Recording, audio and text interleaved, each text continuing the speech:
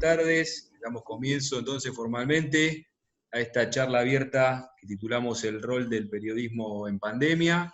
La actividad, como la fuimos difundiendo, está a cargo de los periodistas y docentes de nuestra Facultad de Ciencias Sociales, Daniel Míguez, gerente de noticias de la TV Pública, profesor titular de la materia Periodismo Gráfico, director de la Agencia Universitaria de Noticias y Opinión, A1, de nuestra facultad, que dicho sea de paso, cumple 30 años en este 2020.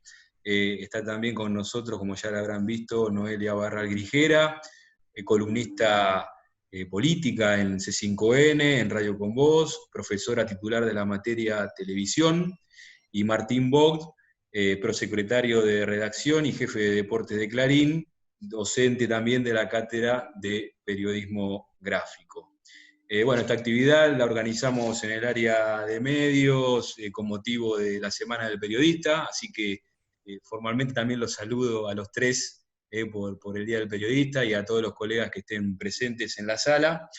Y quería, antes de que empiecen, con alguna pregunta que voy a tirar como disparador para empezar, explicar un poquito la mecánica. La idea es que los presentes puedan, y las presentes puedan hacer preguntas, pueden participar. Para eso tienen que enviarnos la consulta al chat de Zoom, y les vamos a ir dando paso para que puedan formular esa pregunta. Mientras tanto, les pedimos que mantengan los micrófonos apagados, así evitamos algunos ruidos. Vieron que en esta época ladra el perro, pasa alguien por atrás. Bueno, para evitar esos ruidos, mantenemos los micrófonos apagados y cuando le damos paso, realizan la pregunta. Así que, bueno, si les parece, arrancamos. Se me ocurre empiezo por Daniel, hacemos el orden como estaba publicado en el flyer, si les parece, Daniel, Noelia y Martín, y después si quieren pueden interactuar entre ustedes. Me gustaría arrancar directamente por el título que le pusimos a la charla. Empiezo entonces con Daniel. Bueno, ¿cuál es entonces, Dani, el rol que ves que está ocupando actualmente el periodismo en este contexto de pandemia que estamos atravesando?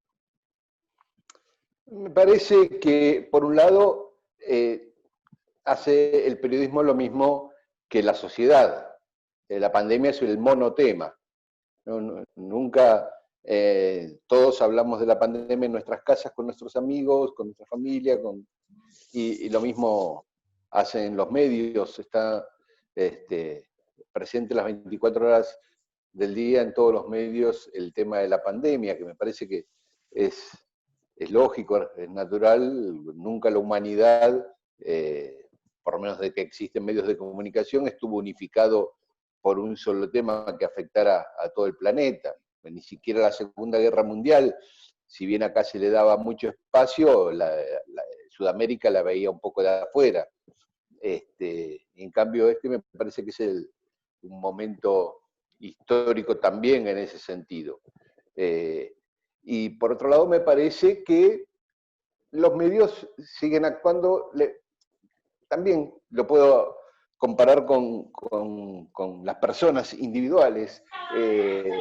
La pandemia, donde a la persona que es solidaria la muestra más solidaria, la que es egoísta la potencia, que se lo vea como un egoísta.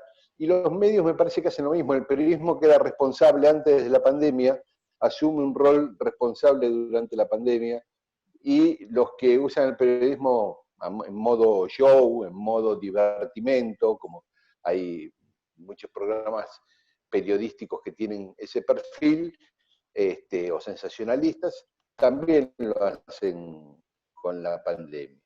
Aunque al principio me parecía que con más moderación. Al principio de la pandemia, los medios en general estaban informando con relativa seriedad.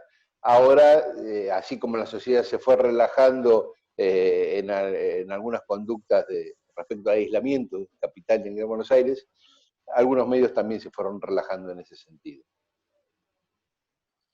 Noelia. Bueno, Varias cosas. Por un lado, me parece que coincido mucho con Daniel en el sentido de que me parece que tenemos que separar la respuesta. Hubo un poco un antes y un después. Hubo un enfoque y una asunción de responsabilidad social de gran parte del periodismo en el comienzo, que es muy distinto de lo que empezó a pasar un poco después, cuando vimos todos que la cuarentena venía para largo y empezaron a aparecer las presiones de sectores económicos, de grandes grupos económicos y, por supuesto, la canalización de esas presiones a través de un sector del periodismo.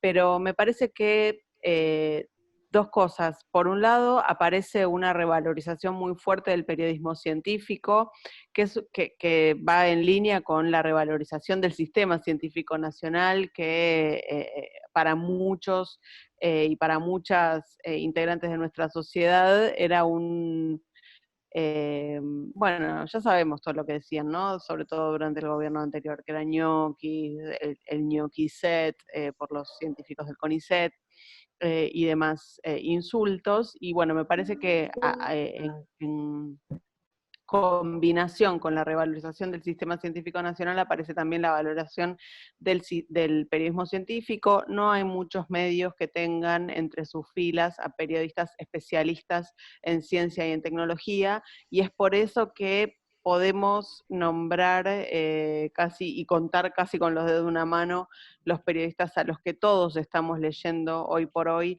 para ir a nutrirnos de información, porque los que estamos especializados en política, en economía, en deportes, la verdad es que tuvimos que aprender, tuvimos que ser autodidactas y aprender de nuestros colegas en este tiempo a leer la información del equipo de epidemiólogos y la información estadística respecto de la enfermedad. Eso por un lado. Y por otro lado, me parece que hay también o apareció, siento, una conciencia de la importancia del rol social que cumplimos para llevar información fidedigna, información fehaciente, información que no venga a nublar el juicio, ni a entorpecer, ni a embrutecer la discusión respecto de algo que es realmente muy importante, en lo que a todos se nos juega la salud, se nos juega la vida, que es cuarentena sí o no, cuarentena de qué manera, medios de prevención de qué forma, y me parece que ahí también nosotros creo que, bueno, no sé, estoy tentada de decir cómo asumimos este rol y esta importancia, la importancia social que tenemos como comunicadores, y que un poco había quedado desdibujada a partir de numerosas discusiones que tienen más que ver con política partidaria y hasta incluso con ideología política que con nuestro rol en la sociedad. No sé si todos lo terminaron de asumir, pero intento tener una mirada positiva y me parece que eso también marca eh, algo que está bueno destacar. Nosotros solemos ser muy autocríticos de nuestra profesión, de nuestros pares, de cómo se ejerce, de la presión de los grandes grupos mediáticos concentrados, pero en este caso me parece interesante destacar eso. Nada más.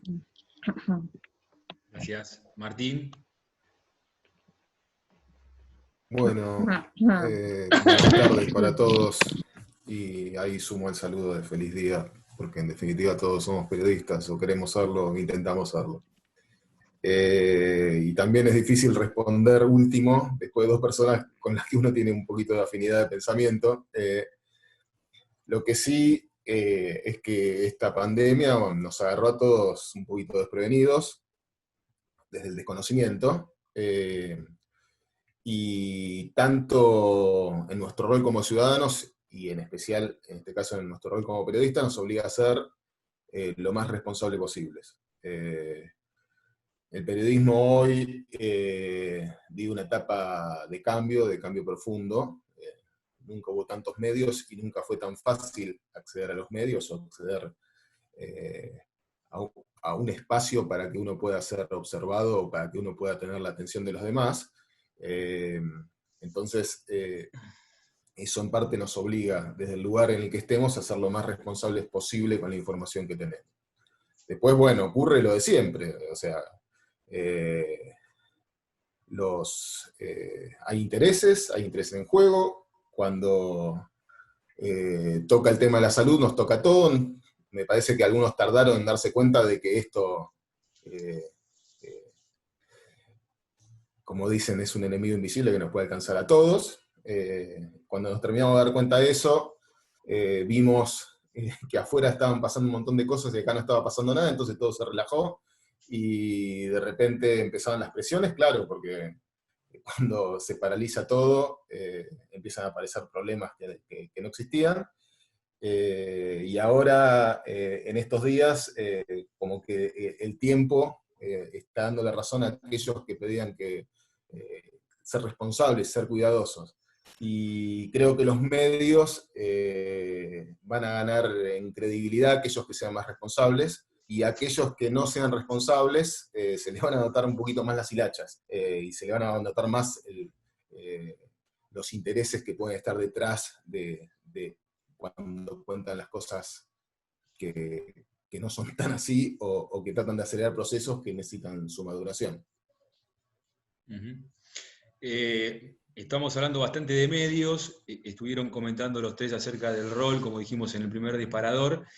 También me parece que podemos incluir en esta discusión el funcionamiento de las redes sociales, ¿no? Hoy como un jugador en donde aparecen también periodistas, pero también particulares que a lo mejor brindan información o proporcionan información que a veces no está chequeada o no está debidamente chequeada. En ese sentido, ¿ustedes consideran que, de acuerdo a lo que venían hablando recién, consideran que puede ser una oportunidad, como decimos que cuando hay una crisis hay una oportunidad, puede ser una oportunidad para los medios para recuperar el centro de la escena informativa, si se quiere, respecto de lo que puede ser alguna competencia que apareció en las redes sociales? Diferenciar lo que es el periodismo profesional, digamos, de lo que puede pasar por otros ámbitos. ¿Contesto yo? ¿Seguimos la ronda? Como quieran. A mí me parece que, de nuevo, como antes de la pandemia ya coexistían las redes sociales con los medios tradicionales de comunicación, y más o menos iban teniendo un perfil que por un lado interactuaban y por otro lado digamos, se nutrían los medios de las redes de los medios, y los flujos eran y son muy diversos. Uno accede quizás a un medio tradicional a través de alguien que publicó un link en cualquier red social. Y antes, como ahora, como en la pandemia, las redes son propicias, por un lado, para democratizar la circulación de la información, y por otro lado, por ejemplo, para las fake news, que ahora en la pandemia se hacen más peligrosas, siempre son peligrosas de acuerdo a los temas que aborden. Y en este caso son peligrosas por las características de este monstruo que es el coronavirus. Así que me parece que antes de la pandemia y ahora de la pandemia hay un comportamiento similar, pero con el agravante de que no es chiste el coronavirus como para... y los riesgos de la fake news pueden ser letales. Si la gente... siempre en el medio está el nivel de credibilidad que le da el usuario, el consumidor de esos medios al emisor, ¿no? ¿Está pasando algo con los medios tradicionales en medio de la pandemia? Imagino que ustedes habrán visto encuestas, estudios, pero la tele está recuperando rating, la radio está recuperando encendido. Entonces me parece que hay ahí una primera señal de, bueno, cuando me quiero informar de verdad sobre algo que tal vez ponga en juego mi salud o la de mis seres queridos o mi futuro laboral o mi futuro económico, voy a los medios tradicionales, vuelvo al noticiero, vuelvo a la tele. Esto también se da en paralelo con lo que hablábamos antes, ¿no? Con esta asunción de responsabilidad, al menos muy, muy marcada en una primera etapa, ahora más desdibujada, del periodismo local, que, bueno, estuvo bastante a la altura de las circunstancias, diría yo, comunicando con responsabilidad. Respecto del tema fake news y redes sociales, bueno, sabemos que es una bola imparable. Yo realmente no creo que sea algo que sea posible controlar, ni con leyes, ni con fact-checkers, estas ONGs tipo chequeado que salen a chequear la información. Me parece que, bueno, justamente es importante contrarrestar ese tipo de bolas virales con información fidedigna, que la única manera de que llegue a la gente es a través de los medios tradicionales. Lo que pasa que llegó un momento, hasta no hace mucho, que los medios tradicionales también eran, los propios medios tradicionales eran propaladores de noticias falsas. Pasó incluso durante la pandemia, el caso más tal vez ruidoso fue el de TN con la supuesta protesta de los vecinos de Villa Azul, que no era una protesta en Villa Azul por haber cerrado la villa, sino que era una protesta en Chile. TN salió a pedir disculpas, salió a aclarar la situación al otro día. Pero bueno, me parece que las poquitas herramientas que tenemos justamente para desarticular ese tipo de virales son las que teníamos antes y son las que vamos a seguir teniendo en adelante, ¿no? Un poco lo que decía Noelia, ella habló de que aumentó la audiencia, la audiencia en todos los ámbitos. Si uno revisa las estadísticas de los diarios online, de las .com, hubo una explosión, al menos de lo que yo conozco de habla hispana, han crecido las audiencias, en algunos casos se han doblado las audiencias. Tiene que ver con que la gente está más en la casa y tiene más tiempo para ver, pero también tiene que ver con esto que la gente va a los medios porque cree que los medios son el lugar en el que se van a encontrar con las noticias reales. El tema de las redes sociales, a ver, no voy a descubrir ni la pólvora ni el agua tibia, llegaron para quedarse y van a estar. Y es más, hay redes sociales como Facebook que les interesa que la vida pase por ahí y no que pase por otro lado. Entonces, por ese lado, combatir o pensar cómo combatir con lo que pasa en las redes sociales es muy difícil, porque son universos enormes, o sea, son megapaíses o megacomunidades que conviven en esos lugares. Lo que sí es cierto, y concuerdo con Noelia y con Daniel, es que los medios, más allá de la responsabilidad de cada medio, de lo que haga cada medio, siguen teniendo digamos, el termómetro, la posibilidad de chequear la información.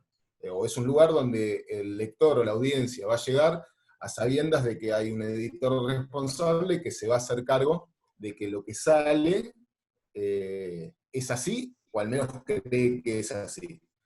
En las redes sociales puede pasar cualquier cosa, o sea, se puede hacer una bola enorme de un tweet, incluso hasta de un error, o incluso de la mala intención de los trolls o de algún personaje que quiere instalar un rumor. Pero bueno, la importancia todavía de los medios y de los medios profesionales es esa.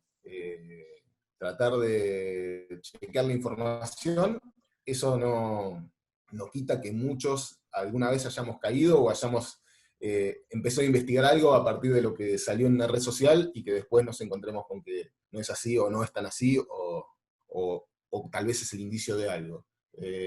Así que el tema de redes sociales es un tema para analizar incluso más allá de la pandemia.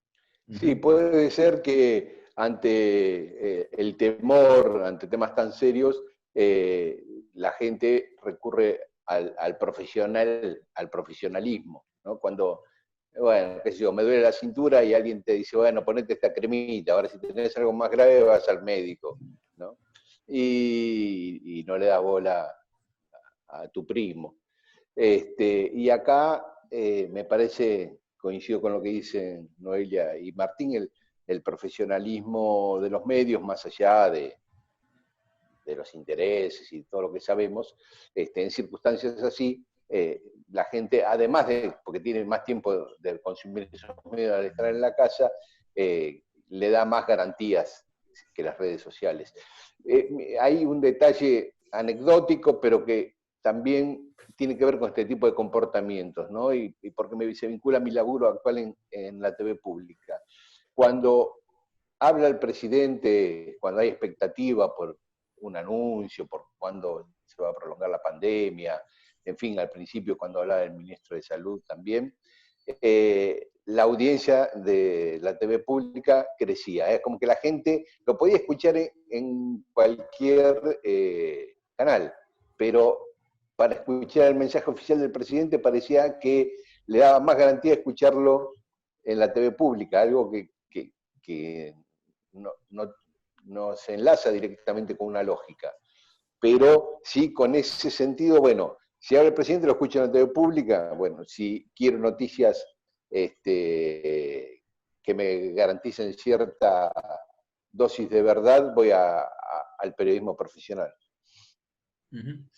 Antes de estas preguntas, cuando estábamos ingresando todos a la sala, comentábamos como si fuera en producción, ¿no? Comentábamos acerca de cómo se fueron modificando las horas de trabajo, las distintas situaciones que también al periodismo y al trabajo del periodista sobre todo les imprimió esta realidad que estamos viviendo. Quería preguntarle entonces directamente cómo esta situación, cómo está afectando las rutinas, el trabajo diario de todos los días de ustedes en los medios en los que están desarrollando la tarea. Bueno, a mí mal, la estoy pasando mal, porque ya trabajaba muchísimas horas en el canal, pero manejar los noticieros por teléfono me obligaba a estar con el celular todo el tiempo pegado a la oreja izquierda hasta que descubrí los auriculares y el micrófono. Lo descubrí tarde y se me produjeron 2 hernias de disco que me paralizaron en el brazo izquierdo y en un tropezón me quise atajar con una mano izquierda que ya no tenía fuerza y me fracturé el dedo, acá está la prueba, el pulgar, bueno. Así que tuve, las consecuencias físicas de la pandemia para mí fueron, de la cuarentena, fueron y complicadas. Y es complicado todo, se traba todo el trabajo, lo que vos podés resolver en 5 minutos in situ, acá te implica WhatsApp, llamados, te implica un esfuerzo y un tiempo mayor para resolver esas cuestiones. Eso es lo que me pasa a mí, teniendo en cuenta además que muchos, si bien fue declarado un servicio esencial, o sea que los que no tienen ni cuestiones de edad ni objeciones por riesgo de factores de riesgo de salud, pueden ir físicamente al trabajo, sobre todo los canales de televisión, que se necesita la presencia de la persona ahí. Yo sé que hay muchos medios que, aunque no exista esa obligación, hacen teletrabajo, pero quiero decir que hay muchos compañeros trabajando desde su casa también. Entonces, no es que somos poquitos los que estamos en casa y bueno, los demás están ahí y se facilita. Todo se hace engorroso. Bueno, sí, por supuesto, hiper complicado. Yo al canal nunca dejé de ir, pero aún yendo hubo muchas áreas del canal que sobre todo las primeras semanas dejaron de trabajar, maquilladoras, peinadoras, vestuaristas. Entonces la verdad es que incluso, bueno, muchos camarógrafos, muchos sonidistas, se armó un esquema de guardias, de solo presencia de personas que estaban de alguna forma de guardia. Ese esquema sigue al día de hoy, solamente que algunas áreas volvieron al trabajo, pero igual con sistema de guardias. Así que seguimos saliendo al aire, pero también de una manera un poquito más compleja que antes. Si yo antes llegaba, no sé, 40 minutos, 45 minutos antes al canal para vestirme y maquillarme, peinarme y estar al aire, en ese periodo tenía que llegar tal vez 1 hora y media antes. Ahora también estoy llegando 1 hora y 10 antes, porque bueno, son cuestiones que se va modificando. Lo que a mí más me estresa es que los programas de radio los sigo haciendo desde casa, y ahí hay un montón de inconvenientes, principalmente de infraestructura. Ustedes estarán sufriendo como yo las deficiencias de nuestro sistema de internet, que sea cual sea la empresa que tenés contratada, son todas una choronga. Si no se corta, hay microcortes, si no hay mala señal, si no, no sé qué le pasa. Entonces, bueno, eso la verdad me estresa un montón. En algún momento Radio Con Voz me mandó un módem 4G, así que por lo menos puedo salir al aire de esa manera, pero igual no ver a tus compañeros, no ver al coordinador de aire, no ver a los productores, es realmente bastante complejo. Y bueno, después qué decirles de las clases, ¿no? De las clases por Zoom. Mis alumnos, mis alumnas lo están sufriendo tanto como yo, pero bueno, más o menos lo vamos llevando. Ayer fue el parcial de tele, así que nada, fue parcial virtual. De alguna manera nos vamos rebuscando, pero ha estado bastante complejo. En mi caso trabajo en un medio gráfico, así que por un lado rompimos un montón de creencias de que un diario o una .com no se puede hacer estando uno al lado del otro.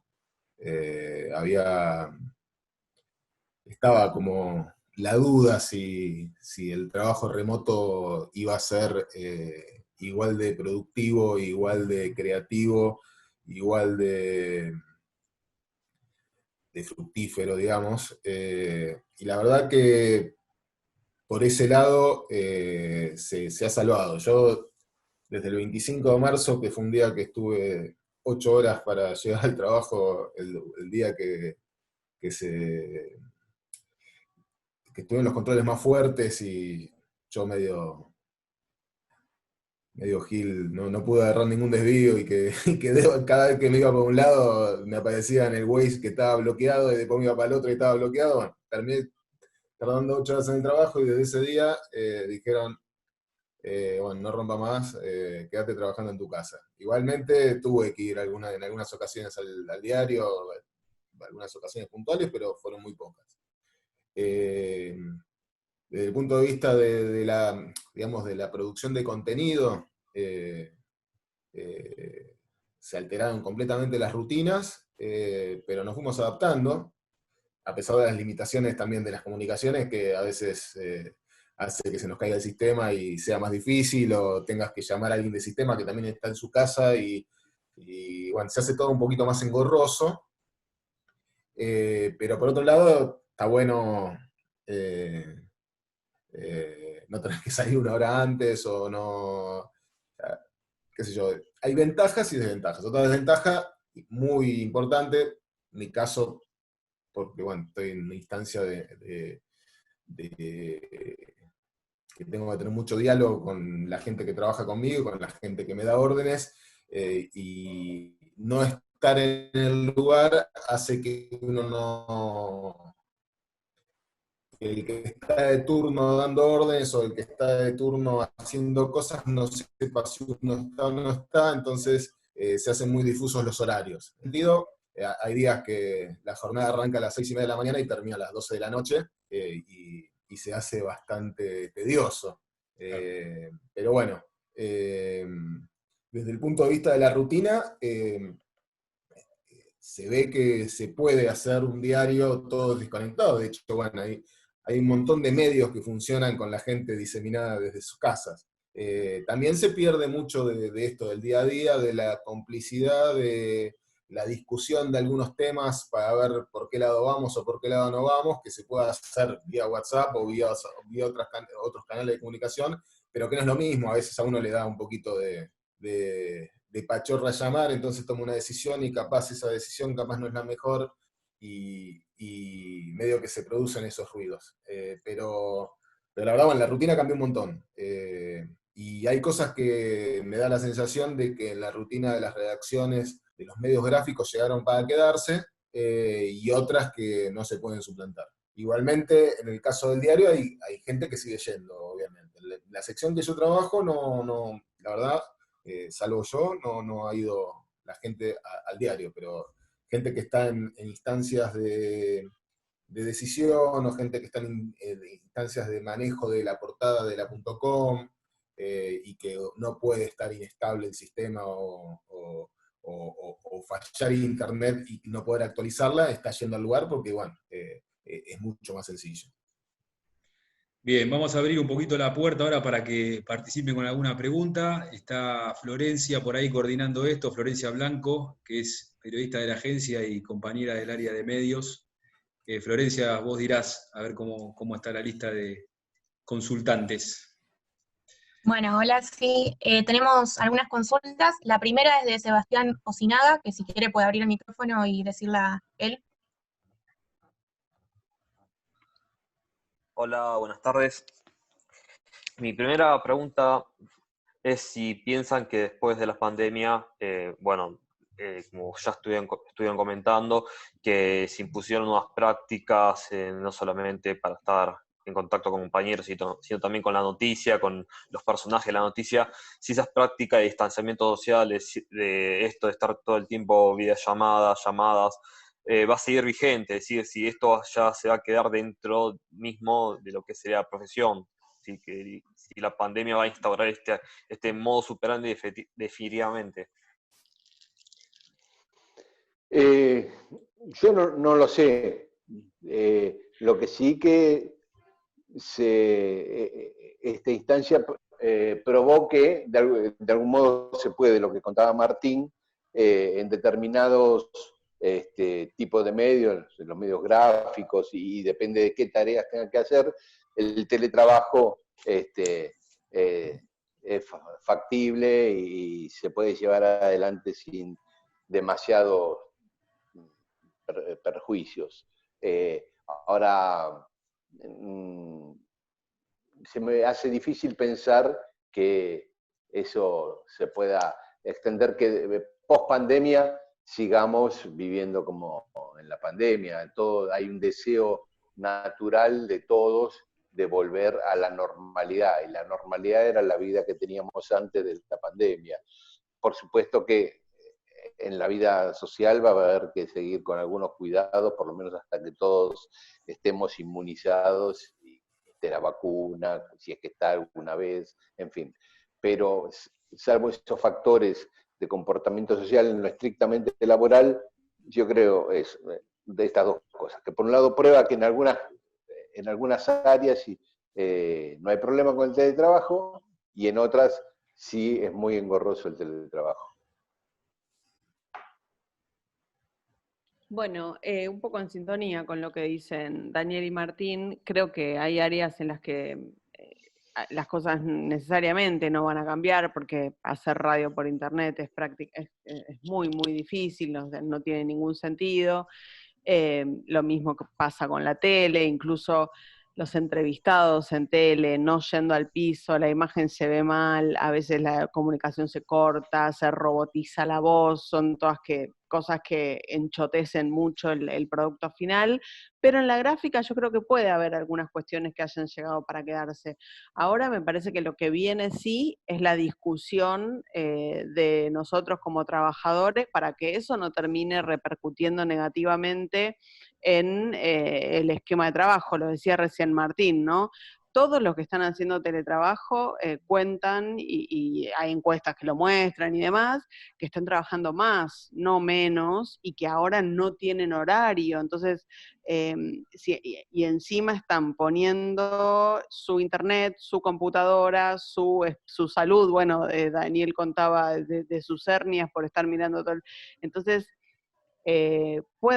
probablemente el teletrabajo en gráfica, digamos, haya abierto ahora una puerta a algo que no tenga vuelta atrás, pero ojo, porque los trabajadores tenemos que dar la discusión de en qué términos se va a quedar ese teletrabajo, porque incluso era un reclamo de los periodistas de gráfica, che, como no es necesario que me tengas acá controlándome para que te escriba la nota, permitime un día por semana escribir desde casa. Pero bueno, de repente nos pasó esto y ahora nos dimos cuenta de que no está tan bueno, o al menos no está tan bueno en los términos en los que está actualmente planteado.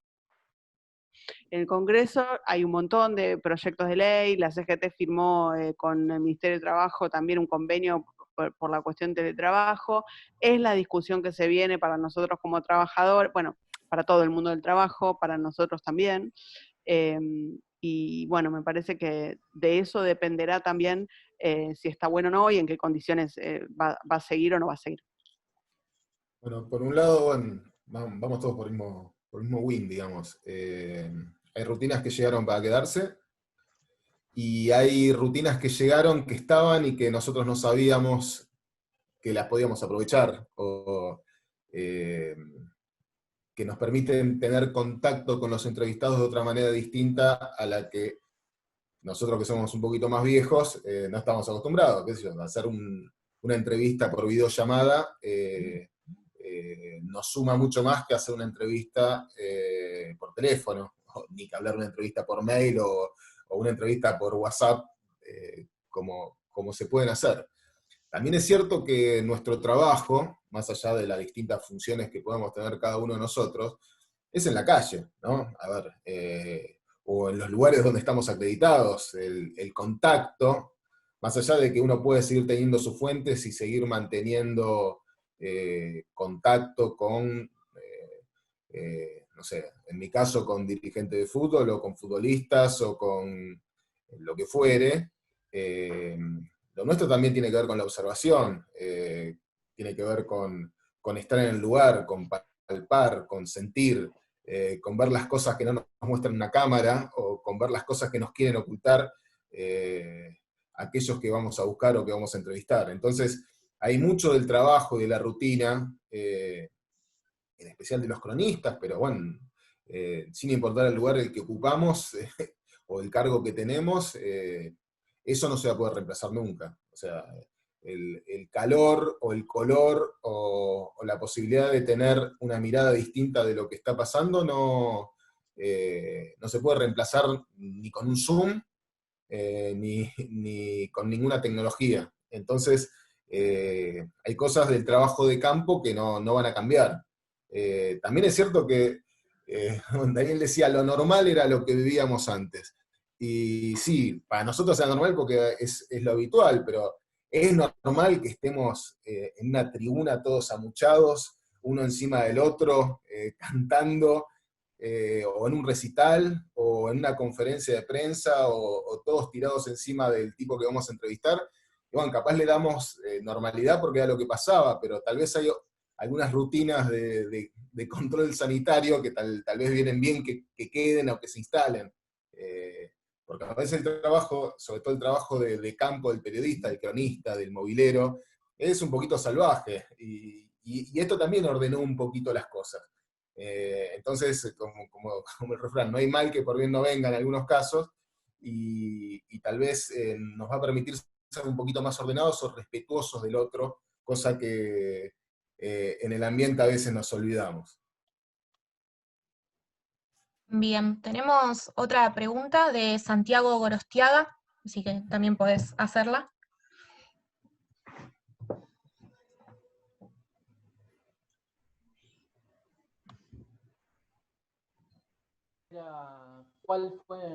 ¿Qué opinan sobre la decisión que tomó Telam de brindar su servicio de cablera gratuito?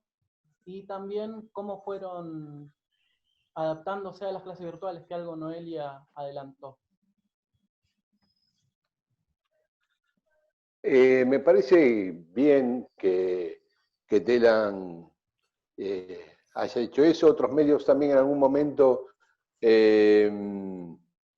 Clarín y La Nación, a las noticias vinculadas al coronavirus, permitían un acceso sin tener que registrarse. hubo algunas conductas de ese tipo y me parecen bien.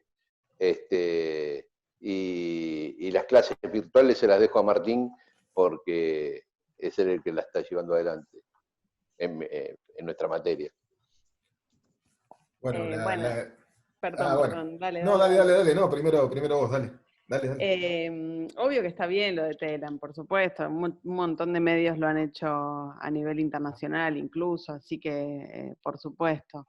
Tema clases virtuales es un temón, a nosotros nos costó bastante, no bastante, pero nos costó un par de semanas, porque además al principio no estaba claro si iba a ser algo temporal, si en algún momento del cuatrimestre íbamos a poder volver a las aulas, así que al principio arrancamos un poco más lento, pero ahora ya estamos absolutamente en ritmo. Lo que estamos haciendo es, los alumnos tienen un cronograma de clases, tal día vemos tal autor, tal día vemos tal otro.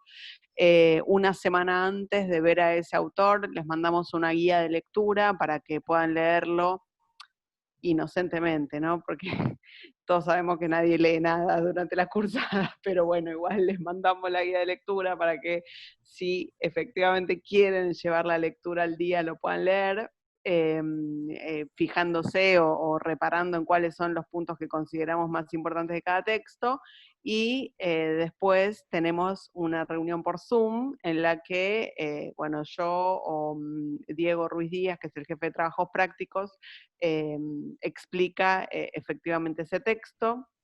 Ayer tuvimos el parcial, fue más o menos, intentamos replicar la dinámica de un parcial presencial, o sea, mandamos el parcial a las 18, tenían tiempo para entregarlo hasta las 20:10, todos los alumnos que están cursando la materia lo entregaron en tiempo y forma, con las 4 preguntas respondidas, así que yo me quedé muy contenta con ese resultado, y ahora el jueves que viene tienen que entregar el trabajo práctico final, que esta vez tuvo que cambiar muchísimo, porque no sé, los que han cursado televisión tal vez lo sepan, si no les cuento, para el trabajo práctico final tienen que hacer un docudrama, una producción televisiva de 7 minutos que todos los cuatrimestres la hacen en grupos, y por supuesto salen a la calle a filmar, hacen entrevistas, bueno, nada de eso es posible hoy por hoy, así que va a ser un trabajo individual en vez de grupal, lo cual significa que para cada alumno fue muchísima más carga de tareas, porque no se pudieron dividir con nadie, y las entrevistas obviamente no pueden ser presenciales, así que tuvieron que buscar entrevistados que puedan ser entrevistados de manera virtual, por Zoom, por cualquier tipo de medios de estos que descubrimos ahora. No sé, después les cuento, pero por ahora viene saliendo bastante bien. Bueno, en el caso nuestro, no nos animamos a hacer un Zoom o a hacer videoconferencias. Intentamos probar con elementos que no usamos el Google Classroom, y a partir de ahí repartimos las consignas y hacemos el intercambio con los alumnos. También grabamos videos en YouTube, que son especies de teóricos, en los que, bueno, tratamos de acercarle un poquito los contenidos a los chicos. Y bueno, nada, es una experiencia novedosa para nosotros. El aprendizaje es algo que siempre se da en forma conjunta, no solo que tiene que ver con un docente que está parado arriba de un púlpito y baja lo que sabe. Ha cambiado la educación en ese sentido. Nos enriquecemos de los intercambios y nos enriquecemos de los diálogos, y eso se ha perdido, más allá de que pasa palito para los alumnos, que a veces estamos hablando mucho tiempo y no hay ese intercambio que nos suma, desde la crítica, incluso desde el error, que permite que todos aprendamos justamente del error. Estamos probando eso, es nuevo. Si esto se estira al siguiente cuatrimestre, vamos a hacer una evaluación también con los alumnos para ver si les sirvió, si no les sirvió, porque estamos aprendiendo todos acá con esto. Y si no, bueno, estaremos dispuestos a cambiar la metodología para ver si hay alguna otra forma que funcione o que funcione mejor. Respecto de lo de Telam, sí, me parece bien. A ver, Telam es un proveedor de noticias para los medios, o sea, dejó le permitió a los medios, que son sus suscriptores, que puedan tener las noticias sin necesidad de pagar el servicio. Distinta es la relación de los medios que tienen que venden su producto, digamos, entre comillas, venden a una audiencia, y que también en parte puede haber sido por una cuestión de esto de que somos esenciales y un servicio esencial, que los medios querían alcanzarle a su audiencia toda la información, y también por otro lado puede haber sido una buena estrategia de marketing para decir, bueno, acercate al medio que tenés todo este menú. Así que respecto de eso, nos obligó un poquito la pandemia a cambiar la forma de pensar cuál es la relación con nuestras audiencias. Bien, le doy el paso también a Jonathan, que quería preguntar algo. Hola, muy buenas tardes a todos los ponentes y participantes. Les hablo desde Bolivia, Sucre. Mi pregunta es la siguiente. ¿Cuáles serían las nuevas maneras de remuneración económica a los periodistas y a los medios en esta época?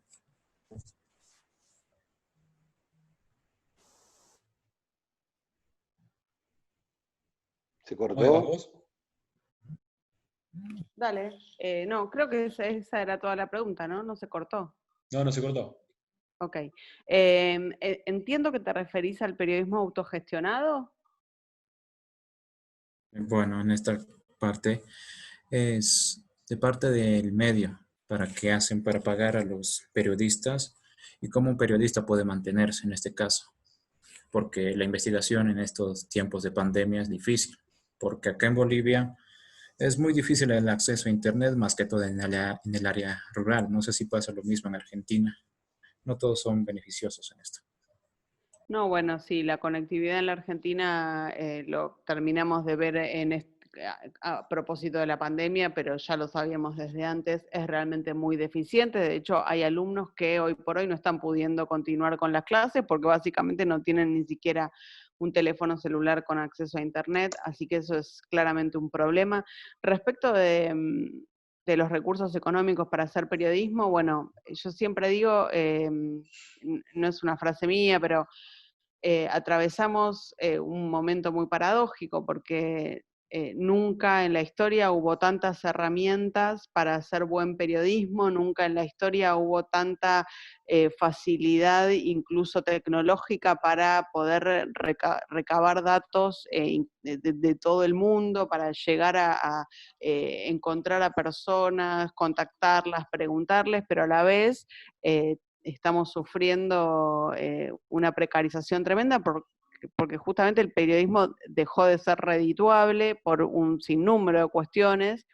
Hay muy pocos modelos que muestren hoy que el periodismo es rentable económicamente. Obviamente esos modelos de negocios no existen en nuestra región, son modelos de negocios que son exitosos en Europa y en Estados Unidos. Y cada vez más empezamos a ver pequeños medios que empiezan a construir el camino de la autogestión. Me parece que hay algunas experiencias muy interesantes en la Argentina. Una de ellas es Futurock, por ejemplo.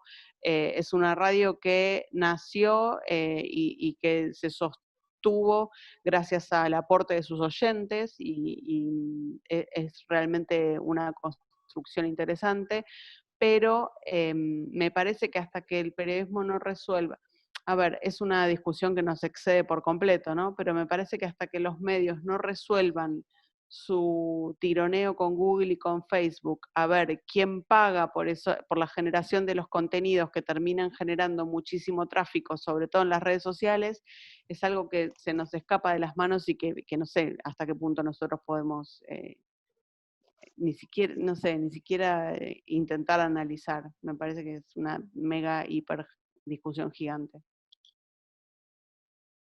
Daniel. No, coincido totalmente con lo que dice Noelia. si es los medios en la época digital, del teletrabajo, o no sé puntualmente a lo que, si se refería a algo más, Jonathan creo que se llama,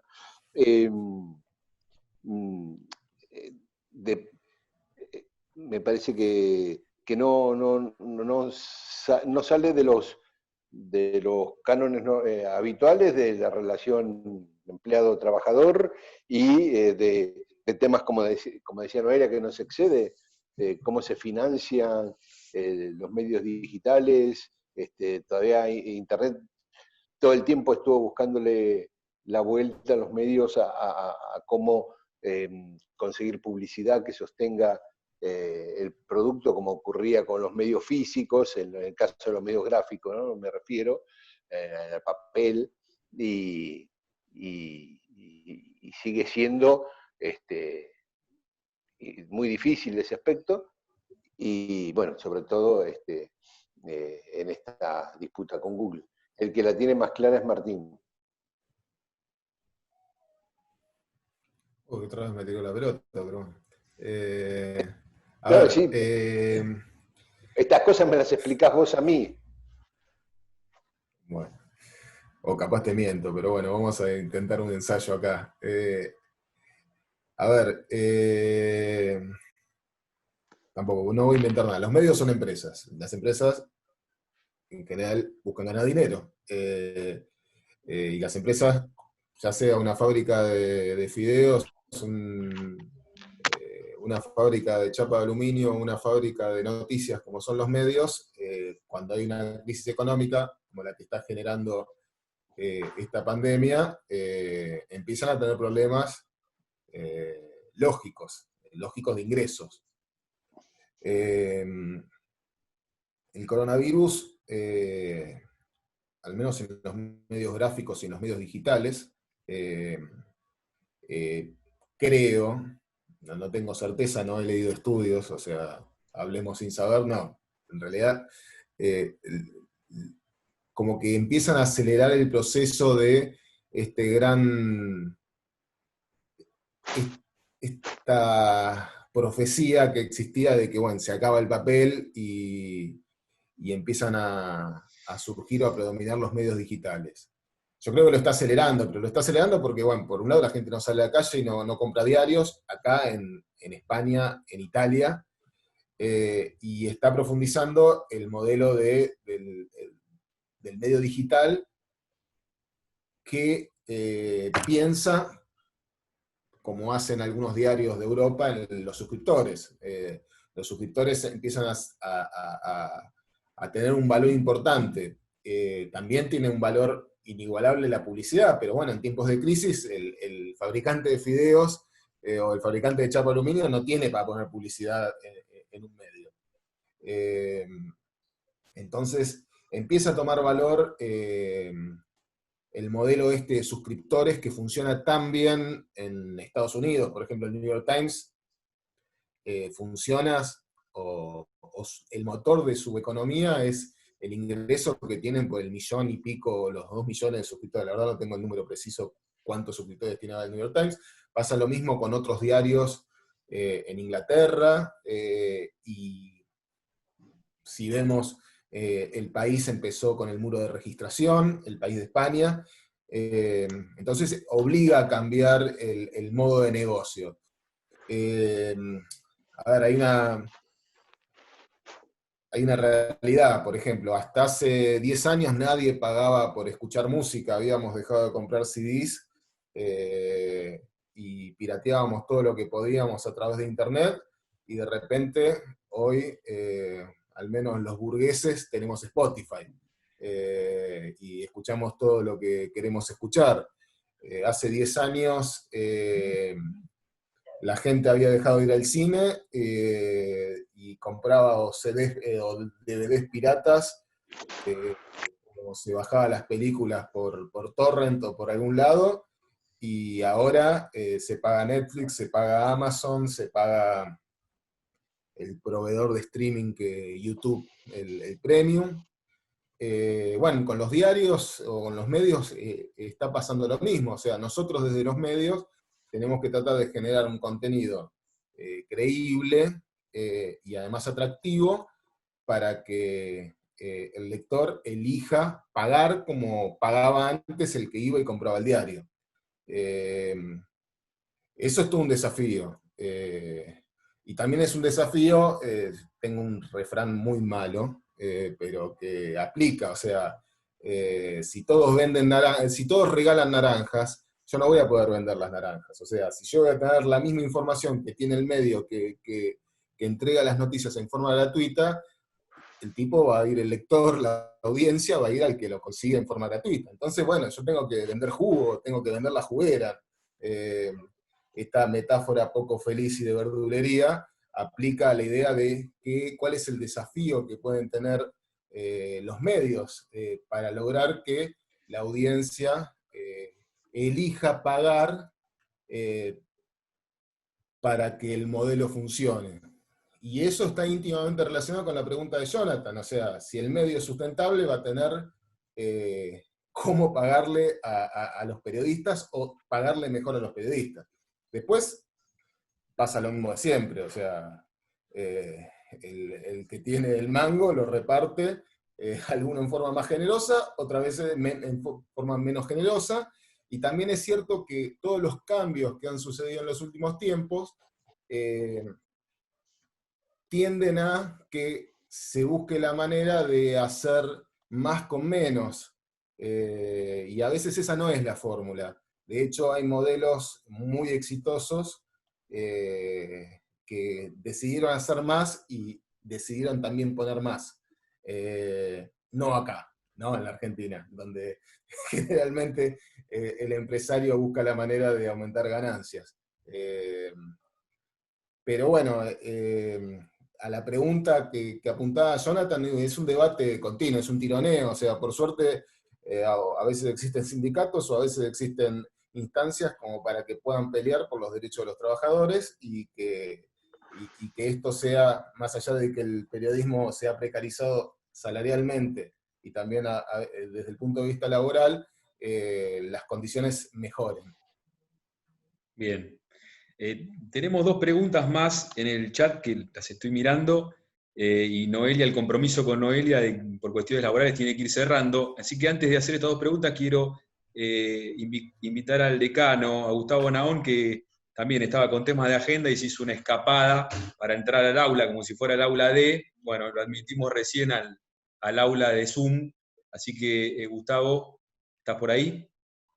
Sí, hola Pablo, bueno, Noé, Daniel, Martín, muchas gracias por haber generado esta charla tan importante. Buenas tardes a todas y a todos. Creo que les comento, estoy en una reunión del CODESOC, que es el Consejo de Decanas y Decanos de Ciencias Sociales, donde justamente estamos analizando todas las implicancias, impactos, consecuencias de la pandemia en nuestras casas de estudio, viendo tomar medidas conjuntas, articuladas con el CIN y con la SPU, pero bueno, no me quería perder, habíamos hablado con Pablo, quería estar en esta charla porque me parece que es importante en este escenario de sociedad mediatizada, ¿no? Nosotros permanentemente decimos que las sociedades se mediatizaron y por una pandemia nos tuvimos que guardar todas y todos,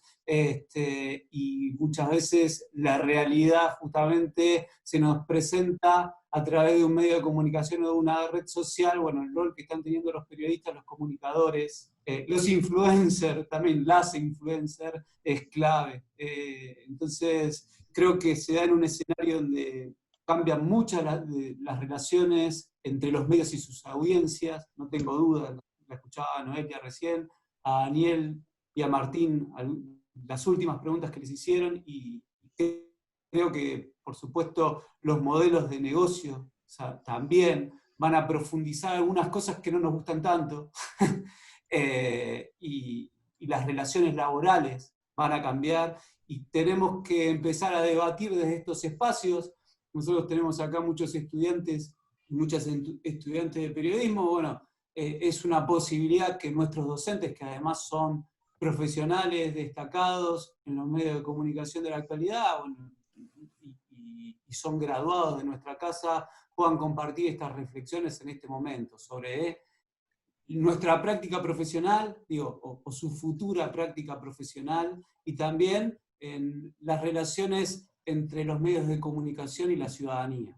Así que les quería agradecer a los tres por el tiempo, por el espacio virtual y por la posibilidad de compartir con nosotros estas reflexiones, estas opiniones, que son claves a la hora de esclarecer algunas ideas que tienen nuestros y nuestras estudiantes, ¿sí? Así que muchas gracias a los tres, y a vos, Pablo, por el espacio, a Florencia por haber moderado, y a todos y todas por haber participado de este encuentro. Bueno, gracias, Gustavo, gracias a Gracias. vos, a Pablo, porque bueno, los tres, creo que no me equivoco si decimos que los tres estamos orgullosos de ser de Lomas, de la Universidad de Lomas, la primera universidad del conurbano además, así que participar en nuestra casa es muy lindo. Bueno, Efectivamente, efectivamente. Bueno, después contanos qué resoluciones toman con los otros rectores. sí, la verdad que estamos más en una etapa de análisis porque el impacto fue muy grande. Nosotros es muy distinto el universo de las facultades de Ciencias Sociales y Humanidades de todo el país. No es lo mismo analizar la realidad que está teniendo la Facultad de Ciencias Sociales de la Universidad Nacional de Jujuy que la nuestra, que como decía Daniel, es la primera del conurbano y sigue estando en el corazón del conurbano, en el AMBA, donde la pandemia está escalando sus picos. Bueno, hoy con el intendente confirmado, sí, Tal tremendo, tal cual. tremendo. Justo estaba viendo que acaba de suspender el viaje de Alberto Fernández a raíz de los grados de separación entre Exacto, y Fernández a través de Arroyo, ¿no? Y sus vínculos. exacto, Y tremendo, están hablando tremendo. justamente de cómo va a impactar en términos políticos y sociales en Lomas de Zamora, porque Insaurralde venía trabajando con todo su equipo. Entonces hay que ver qué pasa con los equipos técnicos y con los funcionarios y funcionarias.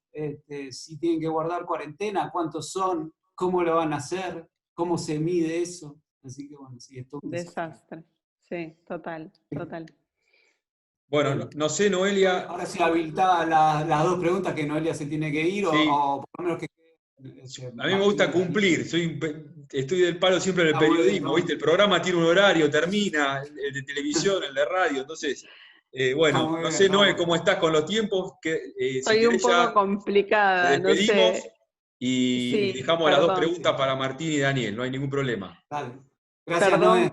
no, un placer. Gracias a ustedes, perdón que los dejo antes, pero tengo que llegar al canal a un horario, si no, al aire no sé quién va.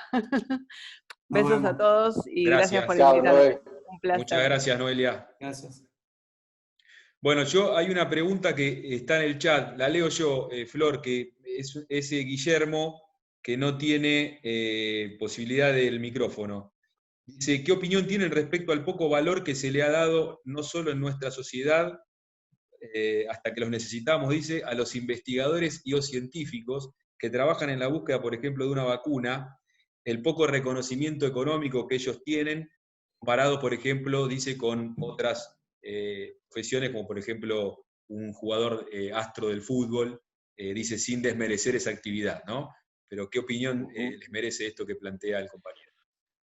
Bueno, había hecho una mención Noelia al comienzo respecto lateralmente a este tema, que me parece que la pandemia sirvió para revalorizar que la sociedad en su conjunto revalorice el rol de los científicos, de los profesionales, de los investigadores que están dando una batalla con esto, sobre todo después de los últimos años donde al CONICET y a al Ministerio de Ciencia se los iba a decir se los denigró, por ahí es una palabra fuerte, pero sí se los soslayó claramente. Y entonces un momento propicio para revalorizar y que están dando muestras de su capacidad, los técnicos, los investigadores del Malbrán, del CONICET y de tantos institutos médicos que están luchando contra el reloj para buscar la vacuna, para buscar medicamentos que puedan paliar los efectos del coronavirus, para crear reactores o test rápidos para detectar la enfermedad, etcétera, etcétera. Bueno, y voy por el mismo lado, o sea, ha quedado en evidencia la importancia de los investigadores, de los científicos, de los médicos, y hay cosas que creo que ni el coronavirus va a poder arreglar, que es el mercado que manda y que a veces hace muy inequitativo los sueldos, los salarios o los millones que ganan algunos personajes de cuestiones muy superfluas, pero que dan mucho dinero y dan mucho rédito, con otros que salvan vidas y que hacen que el mundo siga girando, o que todos podamos estar en este mundo, y que ganan muy poco dinero. La verdad son debates que ya nos exceden a nosotros, ¿no? De repensar qué es lo importante y qué no es lo importante, qué es lo banal, qué no es lo banal dentro de nuestra sociedad, y estaría bueno que aquel que tenga más valor, sobre todo desde el punto de vista humanitario, pueda tener mejores salarios, porque no solo son los investigadores, también son los médicos, los enfermeros, el personal paramédico que está ahí poniéndole el cuerpo, y también todos los trabajadores sociales y toda la gente que se está, digamos, metiendo y dejando, no la vida, pero dejando o exponiéndose para ayudar al otro. Bueno, eso pasó antes de la pandemia, y espero que, bueno, nos sirva para tomar otra perspectiva y poder valorarlo mejor, ¿no? Sí, perdón, Pablo, que me meta, me gustaría complementar lo que está diciendo Martín y que dijo antes Daniel. También hay una decisión política, ¿no? Digo, no es lo mismo tener un Ministerio de Salud que tener una Secretaría de Salud. No es lo mismo tener una inversión en ciencia y tecnología que no tenerla. No es lo mismo tener presupuesto destinado para investigar en las universidades nacionales que no tenerlo. No es lo mismo ser considerado como universidades nacionales consultoras privilegiadas para el Estado que no hacerlo, que no serlo, mejor dicho. Entonces digo, también hay decisiones políticas que generan un marco y que de alguna manera reivindican a todos los que están por debajo de esas estructuras, en este caso científicos y personal sanitario, ¿no? Totalmente de acuerdo, totalmente de acuerdo. Sí, sí, imaginemos, ¿no?, que hubiera pasado en diciembre del 2019 con el nuevo gobierno, se instauró un Ministerio de Salud que antes no había. ¿Qué hubiera pasado si no teníamos Ministerio de Salud? Si no teníamos recursos para ciencia, para investigación, sí, seguro. Bueno, hay una última pregunta acá en el chat de Nahue, que la voy a leer yo porque tampoco tiene micrófono. Dice, ¿qué opinan del lugar que tienen los dichos anti-cuarentena? ¿Darles espacio agrava el problema o sienten que es lo mejor para mostrar que esto también pasa? Bueno, en términos generales, yo creo que hay que mostrar todo, que existe también ese sector de la sociedad, y que de a poco la realidad les va mostrando que es un error, ¿no?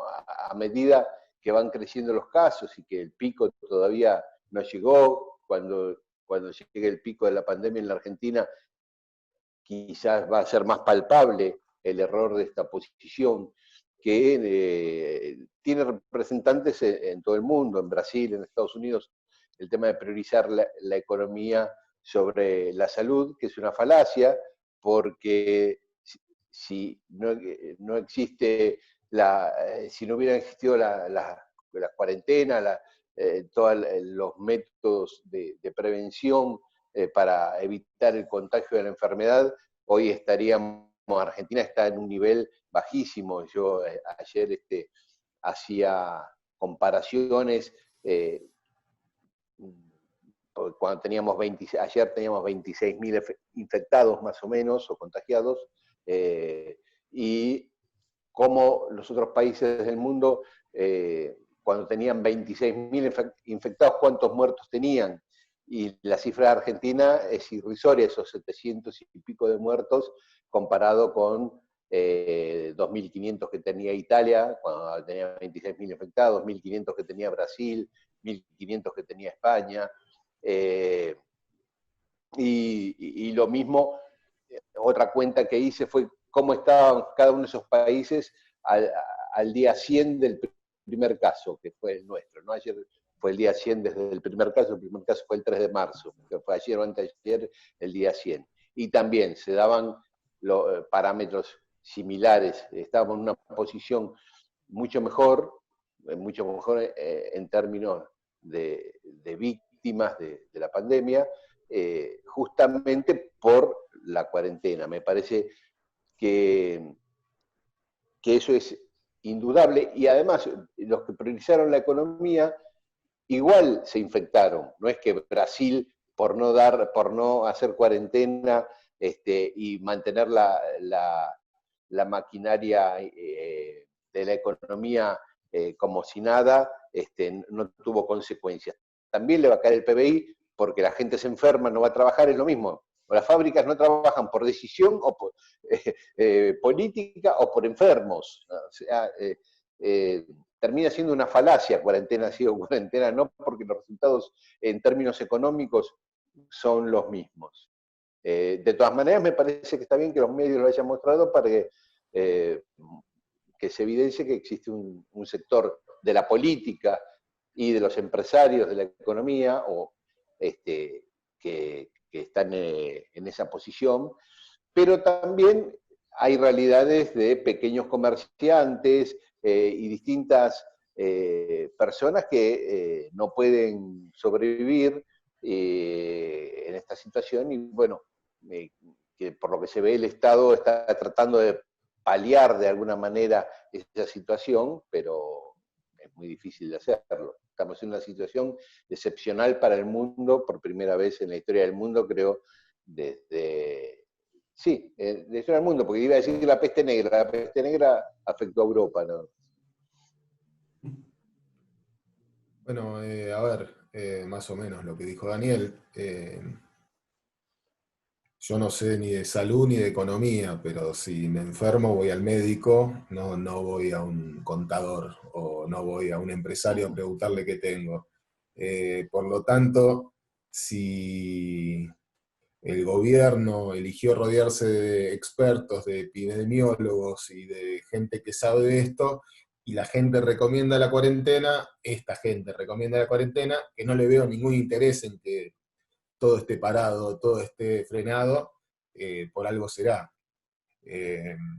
Hablando, no entiendo nada de salud, dije, pero de hablar con médicos, el eje de esta cuarentena es evitar que todos nos enfermemos al mismo tiempo y colapse el sistema de salud.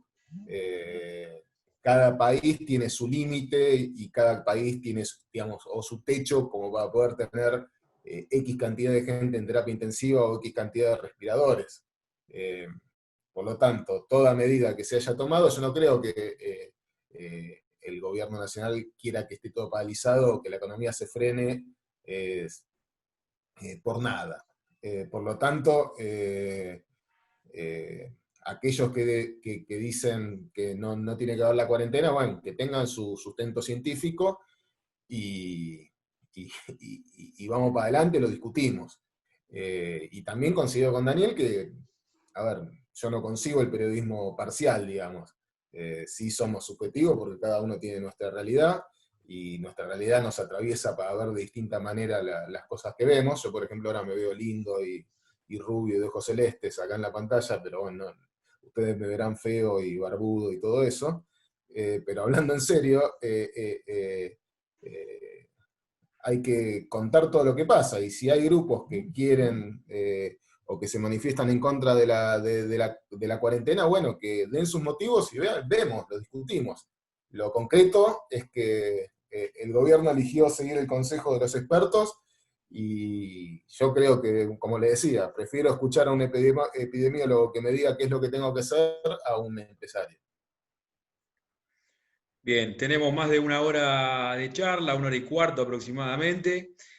Voy a hacer una última pregunta, me voy a tomar este permiso para hacerlo. Me parece que va más dirigida a Martín, en este caso. Daniel sé que en sus inicios tuvo su actuación como periodista deportivo, tengo entendido, por lo menos en principio de su carrera, así que a lo mejor también puede responder. Y hablaba Martín en el principio que está en contacto, obviamente por su trabajo con distintas fuentes, dirigentes de fútbol, y yo le quiero preguntar cuándo vuelve el fútbol. Esa es la pregunta para cerrar un poco. A ver, ¿qué dato tenés? Los datos son los que se saben, la verdad. A ver, el fútbol está volviendo en todos lados. Recién había un partido de Copa Italia, Juventus-Milan. Si se perdían por ver esto, yo me saltó una alertita acá en la computadora, empataron 0-0 y pasó Juventus, o sea, sigue Cristiano Ronaldo. Mañana vuelve a jugar Messi, ya volvió a la Liga de España, volvió a la Bundesliga. Poco a poco van volviendo en los países, el fútbol va volviendo en los países en los que la curva de contagios es descendente. Por empezar, acá no está pasando eso, acá hoy la curva es ascendente y esperemos que no siga creciendo, pero por un lado está ese problema. Así que hasta que la salud no lo permita, en realidad hasta que las autoridades sanitarias no lo permitan, el fútbol no debe volver. Ahora, ¿cómo va a volver? Por un lado, va a exigir un tiempo. En el medio, la AFA y los clubes dieron por terminado el campeonato, empezaron a licenciar sus planteles. Es cierto que el fútbol, como muchas otras actividades, vivía en una burbuja, y todas estas vicisitudes económicas y financieras hicieron que aparecieran o surgieran o nos diéramos cuenta de que había cosas que se hacían mal. Entonces los clubes están haciendo una especie de, aprovechando la pandemia para hacer una especie de borrón y cuenta nueva. Entonces van a cambiar un poquito las reglas de juego del tema de contratos. También pasó que en el fútbol argentino se decidió que no exista más la Superliga, que empieza a funcionar la liga profesional, que no haya más descensos. Por lo tanto, la respuesta que vos me pedís es muy difícil de dar. Sí es cierto que tienen que cumplir con ciertos compromisos. Las empresas que transmiten el fútbol siguen pagando, así que en algún momento van a tener que volver para compensar o para que se pueda brindar ese servicio. O devolver ese pago, porque el pago no es gratuito. Las estimaciones, a ver, por lo que dicen los dirigentes, es que si bien trascendió ayer que la primera semana de julio podían empezar los testeos en los clubes, y en julio, mediados de julio, volver a los entrenamientos con protocolo y con todo en regla, el fútbol con viento a favor podría volver en septiembre, pero con mucho viento a favor. Sí. Hay que definir algunas cuestiones, digamos, de equipos que tienen que clasificar a Copa Libertadores y cosas que después capaz se pueden terminar acomodando de acuerdo a las clasificaciones que ya estaban, pero la realidad es que el fútbol acá en la Argentina va a tardar bastante más en volver, e ir a la cancha, olvídate, por un tiempo largo hasta que no estén dadas las condiciones. Yo, en función de lo que decís, Martín, y digo, sí, más que mucho viento a favor es un huracán a favor, porque yo creo que, lo que dicen los expertos, ¿no? Que en julio puede llegar a estar el pico de la pandemia y como es una curva suave, aplanada la nuestra, yo creo que hasta agosto vamos a tener también muchos casos. Por lo digamos, me parece que tendría que variar mucho el pronóstico para que puedan entrenar en julio y volver en septiembre, ¿no? Sí, son las estimaciones, o sea, después la realidad entrega otro escenario. Sí, sí. Bueno. No, por eso, digo, por un lado está la visión y la perspectiva de los dirigentes de los clubes. Sí, y yo las digo, obligaciones, seguramente. claro, y yo empalmaba eso, las perspectivas de los médicos respecto a la extensión de la pandemia.